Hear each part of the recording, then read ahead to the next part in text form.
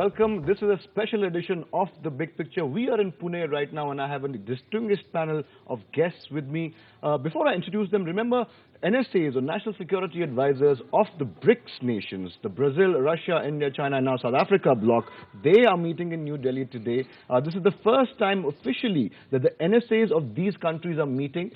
That's not on the sidelines of any summit. Also, health ministers are also meeting, but our particular focus is going to be on the National Security Advisors of these countries meeting, what implications that might have, what could come out of it, constructive or otherwise. That's what I'm going to ask my guests. I'm going to introduce my guests one by one now. Immediately to my right is Mr. Sudhir T. Devre, former secretary in the Ministry of External Affairs. Next to him is Lieutenant General retired Dr. Shekatkar, I beg your pardon, who of course is a retired army official, also a defense personnel, also heads an NGO. Next to him is his colleague and also a retired member of the Defense Services, Lieutenant General V.M. Patil. Many thanks, gentlemen, for joining me today. I'll come to you straight away, sir, if I could. Mr. Devre, the National Security Advisors of BRICS countries, they're meeting in Delhi today. This is the first time that a structured dialogue between such a level of officials is happening.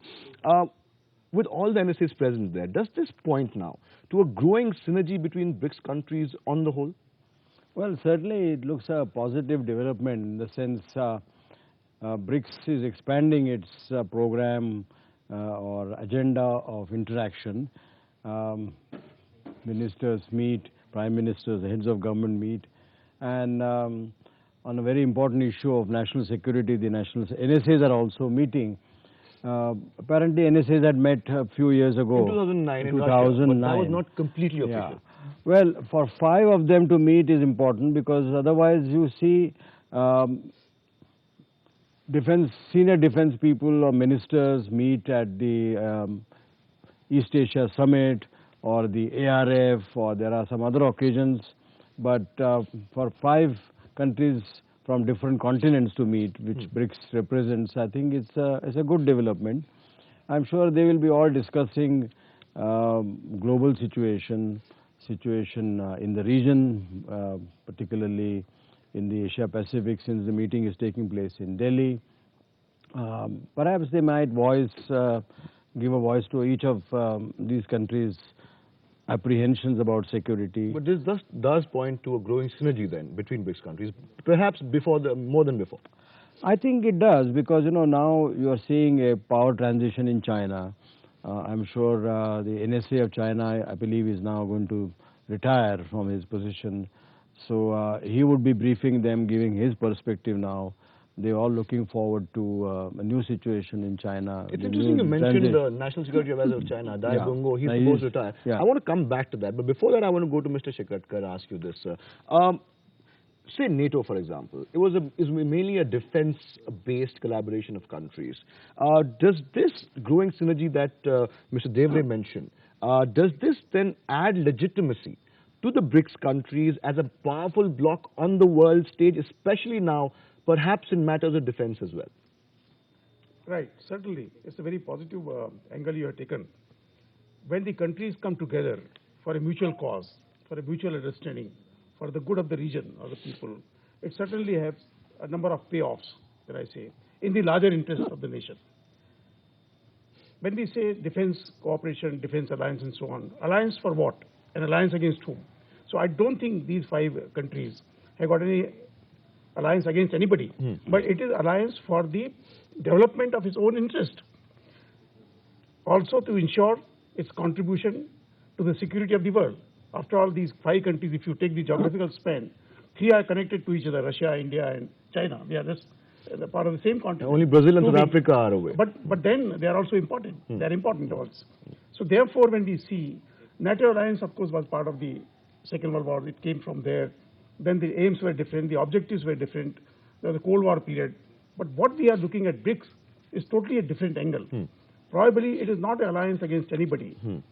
It is the world today is of interconnectivity, interoperability, interdependence, mutual cooperation, mutual adjustments. When we see the span of these 5 countries and the spread, geographical location, the economic strength, there seems to be a positive angle to it. There is certainly a positive angle. Nobody should take it that we are ganging up against everybody. No, we get your point. I want to take it forward. Going to Mr. General Patil now. Do you agree with what General Shekhar said? It's not going to be an anti-anyone alliance. It's going to be a pro-BRICS alliance, if it ever happens. Absolutely. You know, last year, 29th March, the third summit was held in our country. New Delhi, yes. And the theme was international stability and security. That was the theme of discussion amongst the 5 summit leaders. I take this as a next step of that. Basically, BRICS countries came together for economic cooperation and economic consolidation. Particularly at that time, the West was passing through the economic crisis. Now today, the whole world is involved, occupied with Eurozone crisis. And last year, in Indian summit, they have already agreed to form economic cooperation bloc. And they're also talking about a bank now. Exactly. Yeah. The International Development Bank, basically to bail out the countries which are in need and also help the developing countries. Right. Towards that end, although it is economic cooperation, you know, economy and security are interdependent. Right, right. One Especially goes in from this world, these days. See, one goes from the other. Secondly, in the last decade, the Arab Spring, Iraq invasion, Afghanistan, Syria for that matter. and now threat to Syria, and warning to Iran on nuclear pollution. All these are of concern to BRICS countries because out of the 5, 3 are nuclear powers, 2 are not. And 2 are members of the Security Council, 3 are not. Now they have a greater role to play in shaping the emerging multipolar global order. Right. In that, defense considerations cannot be excluded. Right. So do you think that because these NSAs are meeting, perhaps on that level it could be a start of a dialogue towards that step? Would that be possible? No. I would say yes and no. Why is that? Because Why I agree with General Shekhar. Right, right. You know, whenever you talk about defense alliance, take for example NATO or a defunct CETO, which was in Southeast Asia. It was against a common adversary. So there is no adversary as such now. At present, there is no common adversary. Even if they do not agree with the unipolar world dominated by a superpower, but they don't consider that superpower as an adversary because each one of them is cooperating with superpower and dependent on superpower, many things. Right. Okay. Right. Since there is no common adversary, the emergence or even an idea of a defense alliance is unlikely. However, there are 5 areas wherein these people can start cooperating. Maybe strategic cooperations, yes. What would that be? First, through the United Nations. You know, it has to be a structured thing. Global peace. Wherever there are, occurrences of violence, take for example Africa, Middle East. Conflict zones. Yes, conflict zones. In that, these 5 can play a major role in imposing the UN will. Right. One. Right. Second, today, because of the energy crisis and also the maritime security and piracy, the world is concerned with that. Absolutely. All the energy importing countries are concerned about the ocean lines of transport. Right, right. And here these 5 also can Could do something, yeah. The third one, drugs and narcotic traffic that is going on across the world is also a major challenge to these people. I'd like to come in there and ask Mr. Devres. First of all, you heard what General had to say. Do you agree with that? These 3 particular problems that the world faces, this perhaps a defensive force could be raised and that they could implement perhaps the UN's diktat or security at maritime, in the seas, conflict zones. Does that sound to you like a good idea given the fact that you're a foreign policy veteran? Yeah, I think today security is seen in terms of comprehensive security. And as both generals mentioned, it is not restricted only to traditional security. It encompasses economic security, maritime security, issues of narcotics and drugs. There are clear UN conventions, but they are not fully implemented. So I think issues like maritime security, issues like piracy, they will be within the ambit of the discussions of the NSAs. Now, India is linked to all these countries through strategic partnership also. So we are already really having a dialogue with them on matters relating to wide areas of defense and security. And I'm not sure, but I think other countries must be having similar partnership with these countries. So we can really expand on this dialogue. Right. And I think this gives an opportunity of consultations on various conflict areas, as was mentioned just now, because these really concern everybody. Energy is a concern. What happens in the Middle East will affect, I think, all of them. Everyone, not just the BRICS countries. Whole world. And BRICS countries have major stakes in this. So I think it will be, one can expect that the forum like this will provide a good opportunity for discussion. All right. I was mentioning about China. Yeah, that's exactly what I want to talk about. I want to talk about China, but we take a small break first. We'll come back to General Shekatkar and then you and then General Patil. We'll take a small break right now. I want to talk about and discuss about China. Of course, China is part of BRICS, and how will India really handle if there is a nascent defensive partnership?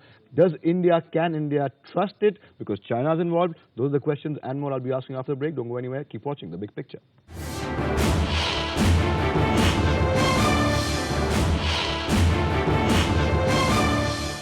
Welcome back. You're still watching this special edition of The Big Picture. We are in Pune, and like I said before, we have a distinguished panel of guests with me. I want to go to General Shekatkar now. We talked about how it could be possible that it could be a pro-BRICS alliance, not any anti-anyone alliance. Let's talk about China now. China is, of course, founder member of BRICS.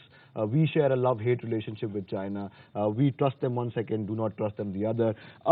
Can India really go for a strategic defensive partnership with any bloc, any alliance that has China as part of it? Firstly, when we talk of defensive strategic partnership, let me be very clear on this issue that we are not talking, when we enter into partnership with somebody, it is not against anybody. It is to protect our own interest, our national interest, and we seek the help, support from anybody who is willing to be there. So partnership should not convey a meaning that it is going to be ganged up against anything. Right. As I mentioned to you, that India, China, and Russia, we are all connected by the same land mass. India geographically has been very kind to us. We are important nation, the Indian Ocean Rim. The entire world's trade is passing through. Chinese are equally concerned about it. You mentioned about the adversaries. Today, the biggest challenge to the world is not only to BRICS, to the entire world. Who are our adversaries today? It is the terrorism, narco-terrorism, drug abuse, drug laundering, weapon smuggling, fundamentalism. These are the issues which are engulfing the entire nation. And they're not countries, they're non-state actors. Absolutely. And there are no alliances. So I think my reading is probably that India particularly, and world is looking at India in a very positive manner. They got tremendous hope. And allow me to just take 3 seconds on this. Sure. Just 15 days, 20 days back, the heads of all the Asian nations were here in India. And everybody without exception mentioned that they got a great hope from India. After all, they must be looking at India in some way. And they're all important nation to us. So therefore, I think even the world is looking at India that way. It doesn't mean we start getting into a big brother syndrome. No, we know our place, we are humble. But certainly, these 5 countries together, we call them BRIC, they can be a leading force. Force not to be put in a conventional manner, but leading force in stabilizing the world, in removing the so-called the ills against the world. And we have a future in that. Right. Secondly, I would say the Indian young generation, again the world is looking at us. They got tremendous hope from us. Knowledge of Indian young boys and girls put together with the technological advancement of the Western world and the leadership of the 5 countries, big countries, we can make a very positive development in the world to come. Right. And we can be a big leading lights. I will not say force is the wrong word. Fair point, sir. Fair point. Pertinent point. I want to go to General Patil now. General Patil, you heard what your colleague just said. Do you agree with that? Should India take a lead or take the lead in perhaps even suggesting that such a defensive force, such a force that could employ BRICS countries' armies or defense personnel and perhaps even help out the UN, do you think India should take the initiative, or do you think that would be slightly naive on India's part? I agree with my colleague partially. And what is the other part? You see, India and China, apart from being geographical neighbors historically, are also competitors for influence and space in Asia. And we're trade competitors as well, which forms a big part of our relationship. It is fact of life. We cannot wish it away. And in this respect, defense dialogue, not alliance, defense dialogue with China, with other members of the BRIC is extremely important for India because we all know that China is supporting Pakistani nuclear program for last 2 decades. And we've known that for a very long time. Exactly. Now, if one force can control that, is China. Therefore, China has to be an active member in defense dialogue within BRICS. Primarily because you know the state of Pakistan. That is not part of the discussion. I will not go into it. The most dangerous implication and possibility is if this nuclear technology and the technology of weapons of mass destruction, God forbid, falls into the hand of the non-state actors because of whatever may be the tremors in Pakistan, that will be a sad day for the globe. Absolutely. Absolutely. And all these 5 countries, with the help of the rest of the world, must ensure, on one side we go in for nuclear non-proliferation, and the other side to ensure that the nuclear technology and the nuclear arsenal do not fall into the hands of the non-state. Mr. Devre, given the fact that the boundary dispute with China hasn't been settled yet, we've been at it for a very long time. We take 2 steps forward and 3 steps backward. Do you think that India, like the 2 generals mentioned, yes, it could be possible, but till the time the boundary dispute and the mistrust with China is there, do you think we can actually take steps forward in this particular direction? Well, I think in this multipolar dialogue between 5 countries, you cannot expect bilateral disputes between, say, India and China to be broached and to be discussed. That is a matter to be discussed between the 2 special representatives, and I'm sure they will be meeting on the sidelines of this BRICS, both Mr. Menon and Mr. Daibingyo. But they will obviously bring up subjects which are of common concern. Now, Asia-Pacific situation, again, how much China will share their own views and their perspectives on the security in the South China Sea, but overall issues of security, of maritime security will have to be discussed. Similarly, the security of the states of Malacca and the question of Indo-Pacific. Now, this is the term which the Americans have used when they talked of this pivot proposal. And Indo-Pacific is a new term. It's a new term. Now, but this relates very importantly to countries like even Australia, of course to India, South Africa, which is also on the seaboard of the Indian Ocean. So they will all talk about that.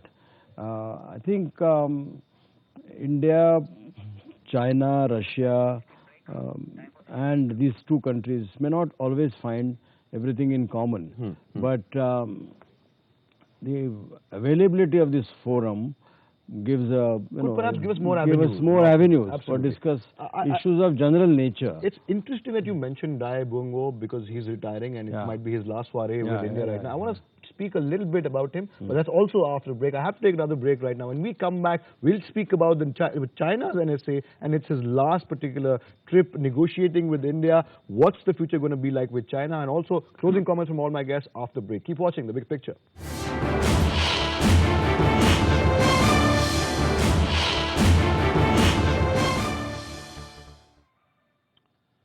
Welcome back to The Big Picture. Still the Pune special. I'll go to Mr. Devre right away. Very quickly, sir, if you could. We talked about Dai Bungo. It's probably, like I mentioned, his last foray with India. He's been there forever. He knows India inside out now, but he might move on. It's going to take some time on both sides to get the comfort level that he would have acquired by now. Yes, he had the advantage of continuity. He has been the special representative right from the beginning when this dialogue started. He has been very amiable interlocutor with our NSA.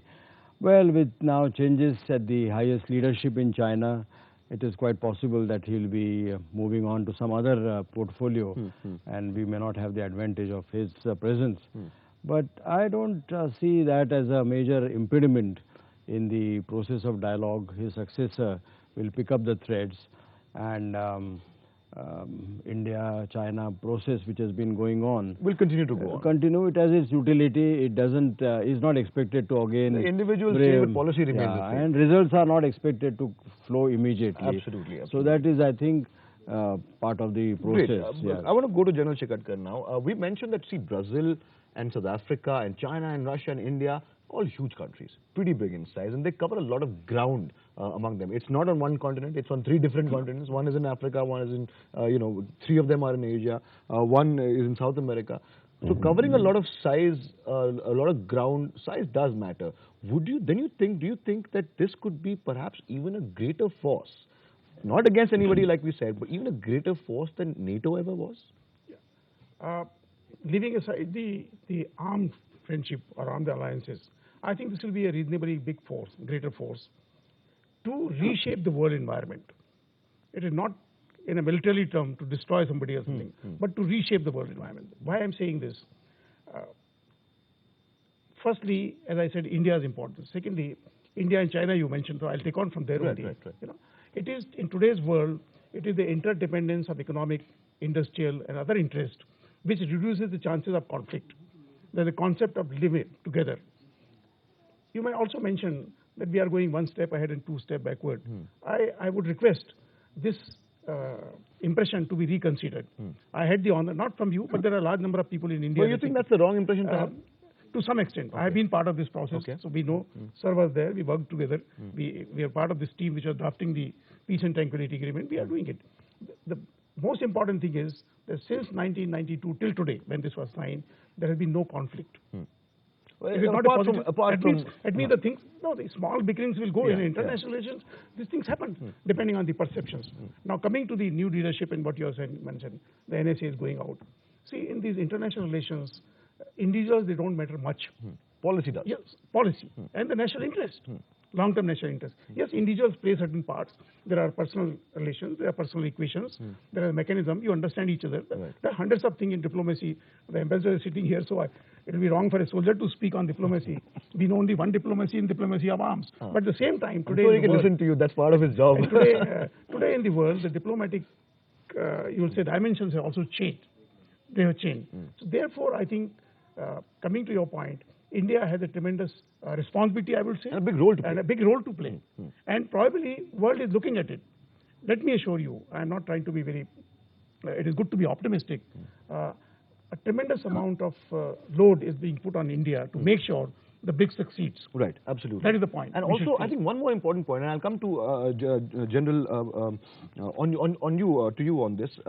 BRICS, unlike NATO, and unlike other forces that came up, defensive alliances, take the war in Iraq in 1991, for example, and even after that, they went out of the UN's ambit and kind of imposed their own will there. BRICS certainly wants to stay within the UN framework. That, do you think, could make it different and also more effective at a world stage? Also, my second question to you, and very briefly if you could, what do you really expect out of the current meet in New Delhi where the NSAs are meeting? What should be on India's agenda? First one. BRICS certainly has a very important role in UN functioning in a structured manner to prevent what happened in Iraq or Afghanistan or Libya not to happen in other places. BRIC, by its sheer economic power and its emerging political clout, can act as a brake for the ambitions, objectives of the superpower in enforcing their will, particularly Iran and other parts. The third one, coming to our own near, India-China, which is very dear to all of us. You know, in this, our experience has been personalities do not matter. The policy, both want stable, peaceful border with tranquility. Definitely. Both do not want conflict.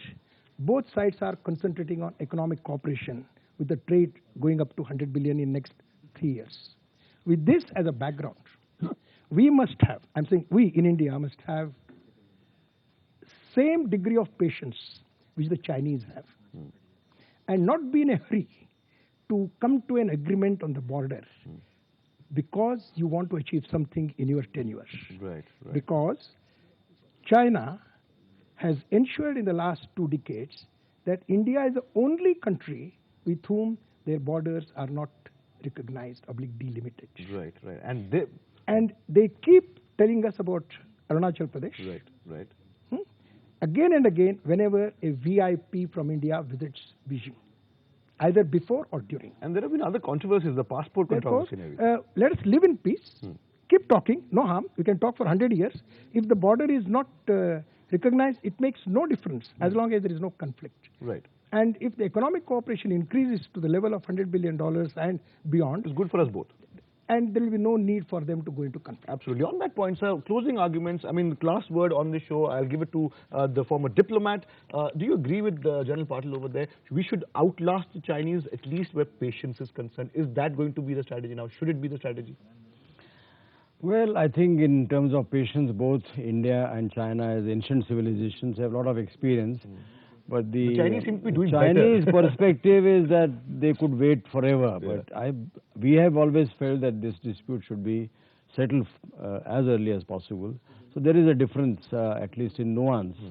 I think and NATO and BRICS analogy is just not It's not right. workable. It's not right because NATO was all along deployed for used for deployment of joint forces against a certain objective, and it had a clear military purpose. BRICS is very different in that sense.